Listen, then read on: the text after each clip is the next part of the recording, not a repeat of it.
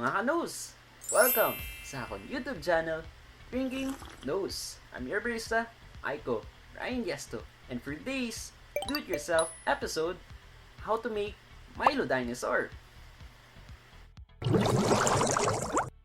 Hi there mga ka-nose! So I have here ingredients in making Milo Dinosaur. First of all, I'd like to thank sa lahat po nag-subscribe sa aking YouTube channel na Drinking Nose. Thank you so much for supporting and for all your love and for your suggestion when it comes sa mga content ko, sa mga upcoming episodes. I hope na nandyan pa rin kayo, hindi kayo magsawa sa akin.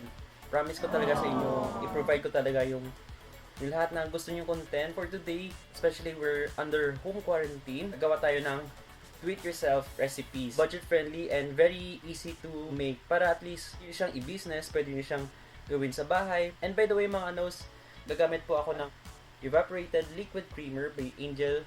Gusto ko yung medyo less yung sweet pero more sa creamy. So, ito yung pinili ko. If you like na medyo matamis-tamis, I would suggest yung condensed milk. So, let's start. Introduce ko muna yung mga ingredients na gagamitin natin. Evaporated liquid creamer, 2 tablespoons of white sugar, 2 sachets of Milo, hot water, and ice. So, yung unang gagawin po natin, pwede yun din po i-straight dito sa glass, pero ako gusto ko i-straight muna dito.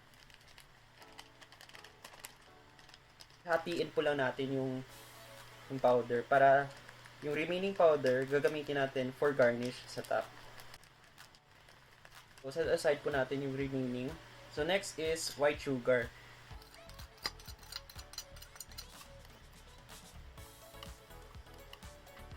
For the hot water po, depends din po sa preference nyo, pero I'll do 4 tablespoons. I-salt po natin muna yung mixture. So, lalagay na po natin yung Milo mixture sa ating glass.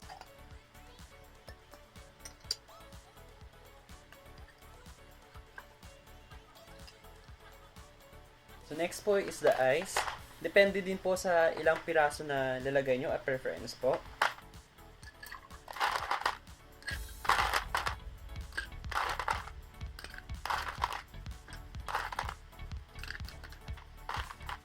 Next yung lalagay natin is evaporated liquid creamer.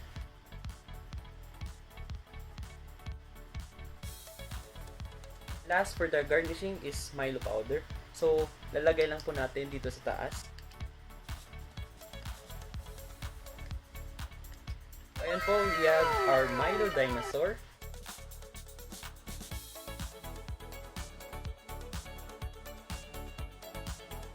Pwede din po kayo, if you have chocolate syrup or chocolate sauce, pwede pong i-garnish dito sa loob para at least maganda yung effect niya. I hope na nag-enjoy kayo at may natutunan kayo sa aking tutorial or how to make a Milo Dinosaur. Meron po akong metallic straw. Ayan. Thank you for watching mga nos. If you like this video, please do like and share it to one of your friends. And if you're new to this channel, please do subscribe and hit the notification bell icon for more updates and latest happenings from my Drinking Nose channel. This has been your barista, Michael Brian Gesto saying, keep safe, God bless, bye!